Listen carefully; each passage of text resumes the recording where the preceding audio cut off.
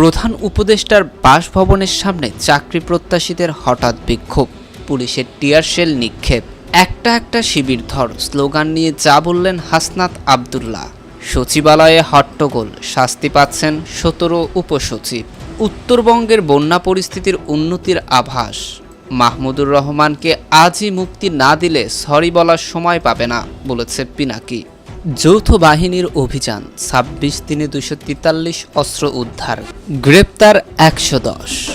এতক্ষণ শুনছিলেন সংবাদ শিরোনাম, এবার বিস্তারিত। প্রধান উপদেষ্টার বাসভবনের সামনে চাকরি প্রত্যাশীদের বিক্ষোভ, পুলিশের টিয়ার শেল নিক্ষেপ। সরকারি চাকরিতে আবেদনের বয়সসীমা ৩৫ বছর করার দাবিতে চাকরি প্রত্যাশীরা শাহবাগে অবস্থানের পর প্রধান উপদেষ্টার বাসভবন যমুনার সামনে অবস্থান নিলে পুলিশের টিয়ার শেলে বেশ কয়েকজন আন্দোলনকারী আহত হয়েছে। সোমবার দুপুর ১:১টায় তারা এখানে পৌঁছালে এই ঘটনাটি ঘটে। এর আগে মঙ্গলবার সকাল ১১টা থেকে সাধারণ শিক্ষার্থীবৃন্দের ব্যানারে শাহবাগের জাতীয় জাদুঘরের সামনে ২০০০-এর বেশি চাকরি প্রত্যাশী অবস্থান নেয়। পরে শাহবাগ থেকে প্রধান উপদেষ্টার বাসভবন যমুনার দিকে যায়। শিক্ষার্থীদের মিছিল ও স্লোগান দেওয়ার সময় পুলিশ তার ওপর টিয়ার শেল নিক্ষেপ করে। এই সময় পুলিশকে কয়েক দফা টিয়ার শেল নিক্ষেপ করতে দেখা গেছে। এ ঘটনায় বেশ কয়েকজন আন্দোলনকারী আহত হয়েছে। চাকরিতে আবেদনের বয়সসীমা ৩৫ বছর করার দাবিতে আন্দোলকরা চাকরি প্রত্যাশীদের পক্ষ থেকে বলা হয়েছে ১ ঘন্টার মধ্যে প্রধান উপদেষ্টার সাক্ষাৎ না পেলে কাফনের কাপড় পরে রাষ্ট্রীয় অতিথি যমুনার সামনে অবস্থান নেবে তারা। এদিকে চাকরিতে আবেদনের বয়সসীমা নির্ধারণের কমিটি করা হয়েছে বলে জানিয়েছে জনপ্রশাসন মন্ত্রণালয়ের সিনিয়র সচিব ডক্টর মোহাম্মদ মোখলেসুর রহমান। জনপ্রশাসন সচিব জানান, সরকারি চাকরিতে প্রবেশের বয়সসীমা বাড়ানোর বিষয়ে পর্যালোচনা ও সুপারিশ প্রদানের লক্ষ্যে সাবেক তত্ত্বাবধায়ক সরকারের উপদেষ্টা আব্দুল মুঈদ চৌধুরীকে প্রধান করে একটি কমিটি গঠন করা হয়েছে। কমিটিকে আগামী ৭ কর্মদিবসের মধ্যে সুপারিশ দেওয়ার নির্দেশ দেওয়া হয়েছে। এদিকে একটা শিবির ধর স্লোগান নিয়ে যা বললেন হাসনাত আবদুল্লাহ। রাষ্ট্র পুনর্গঠনের রাজনৈতিক দলগুলোকে ঐক্যবদ্ধ থাকার আহ্বান জানিয়েছে বৈষম্য বিরোধী ছাত্র আন্দোলনের অন্যতম সমন্বয়ক হাসনাত আবদুল্লাহ। ফেসবুকে প্রত্যাশিত এক ভিডিও বার্তায় সম্প্রতি এই আহ্বান জানিয়েছেন তিনি। ২ মিনিট ১০ সেকেন্ডের ভিডিওতে হাসনাত আবদুল্লাহ বলেন, আমরা ভাবছি আমাদের আন্দোলন শেষ হয়ে গেছে। আমাদের এই জায়গায় ভুল একটা কনসেপ্ট। এই কনসেপ্টকে দেখছি ফুয়েলিং করছে বিভিন্ন রাজনৈতিক দল।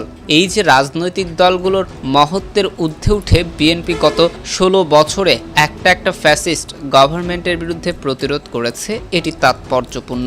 নিঃসন্দেহে এই ধরনের রেজিস্ট্যান্স অন্য কোনো রাজনৈতিক দল বিগত সময় দেখিয়েছে কিনা সেটা আমাদের সার্চ করে দেখতে হবে। বিএনপি সে জায়গায় নিঃসন্দেহে একটি তাৎপর্যপূর্ণ ভূমিকা রেখেছে, জামায়াতও তাৎপর্যপূর্ণ ভূমিকা রেখেছে। তিনি আরও বলেন, শিবির ও জামায়াতকে ডিহিউম্যানাটাইজ করে ফেলা হয়েছে। একটা শিবির ধরে জবাই কর, এই সেন্টেন্সটি নর্মালাইজ করে ফেলা হয়েছে। অর্থাৎ একটা ন্যূনতম হিউম্যান ডিগনিটি যে একটা মানুষের থাকা উচিত, শিবির করলে সেটাও থাকবে না, এটাকেও নর্মালাইজ করে ফেলা হয়েছে। বিভিন্ন রাজনৈতিক দলমতের ঊর্ধ্বে উঠে এই আন্দোলনে সবাই নেমে এসেছে। এখন এই আন্দোলন পরবর্তী সময়ে আমাদেরকে ভাগ করে ফেলা হয়েছে। ডিস্ট্রাকশনের সময় আমরা সবাই একসাথে চলে এসেছিলাম, এখন কনস্ট্রাকশন যখন হবে তখন আলাদা করে ফেলা হয়েছে। ৪৭ পরবর্তী এটা হয়েছে, ৭১ পরবর্তী এটা হয়েছে, ৯০ পরবর্তী একটা হয়েছে। এদিকে সচিবালয়ে হট্টগোল, শাস্তি পাচ্ছেন ১৭ উপসচিব। জেলা প্রশাসক পদ নিয়ে সচিবালয়ে হট্টগোলের ঘটনায় ১৭ জন উপসচিবকে শাস্তি দেওয়ায় সুপারিশ করেছে এই ঘটনার গঠিত তদন্ত কমিটি।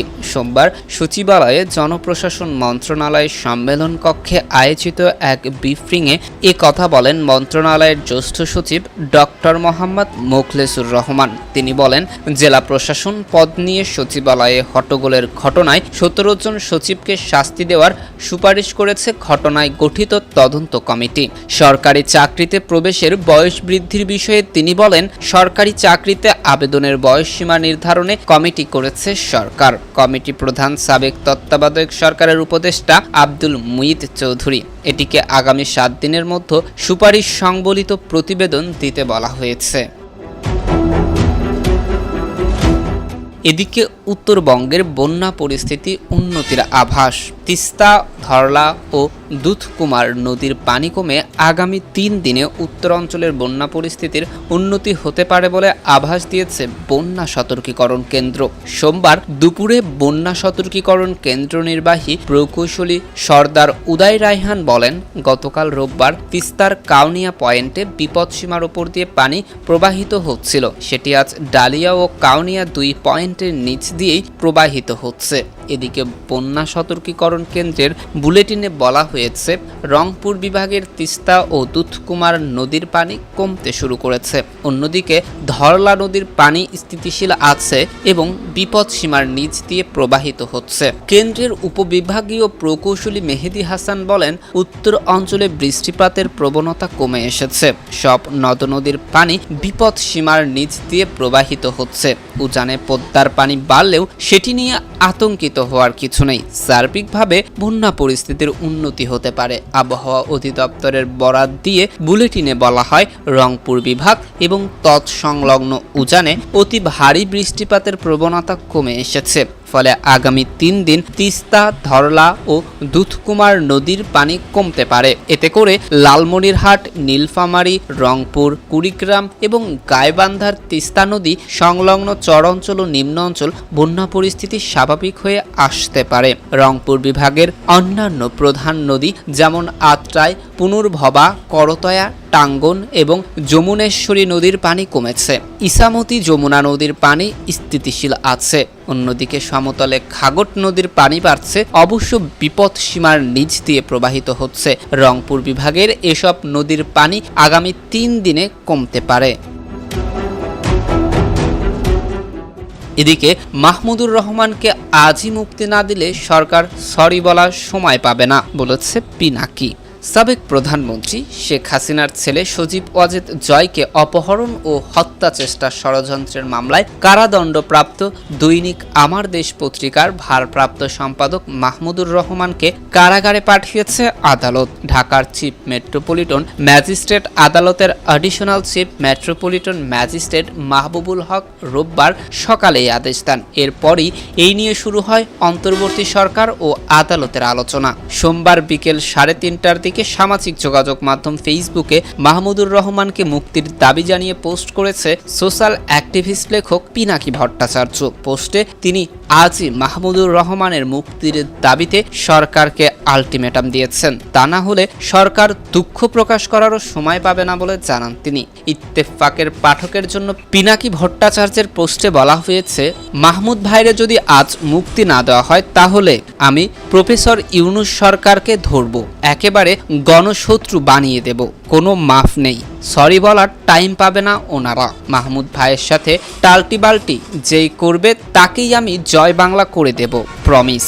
উল্লেখ্য, গত বছরের 17ই আগস্ট সাবেক স্বৈরাচার প্রধানমন্ত্রী হাসিনার ছেলে এবং তার তথ্য ও যোগাযোগ প্রযুক্তি বিষয়ক উপদেষ্টা সজীব ওয়াজেদ জয়কে অপহরণ ও হত্যা চেষ্টার ষড়যন্ত্রের মামলায় সাংবাদিক শফিক রেহমান সহ 5 জনকে 7 বছরের কারাদণ্ড দেন আদালত। এই মামলায় সাংবাদিক শফিক রেহমান ও যুক্তরাষ্ট্র প্রবাসী ব্যবসায়ী মিজানুর রহমান ভূঁইয়ার সাজা 1 বছরের জন্য স্থগিত করে স্বরাষ্ট্র মন্ত্রণালয়। এ বিষয়ে গত 22 সেপ্টেম্বর প্রজ্ঞাপন জারি করা হয়। স্বরাষ্ট্র মন্ত্রণালয়ের প্রজ্ঞাপন অনুযায়ী আবেদনের পরিপ্রেক্ষিতে তাদের সাজা স্থগিত করা হয়। সজীব ওয়াজেদ জয়কে অপহরণ ও হত্যা চেষ্টার ষড়যন্ত্রের অভিযোগ এনে গোয়েন্দা পুলিশের পরিদর্শক ফজলুর রহমান 2015 সালের 3 আগস্ট পল্টন থানায় মামলা করেন।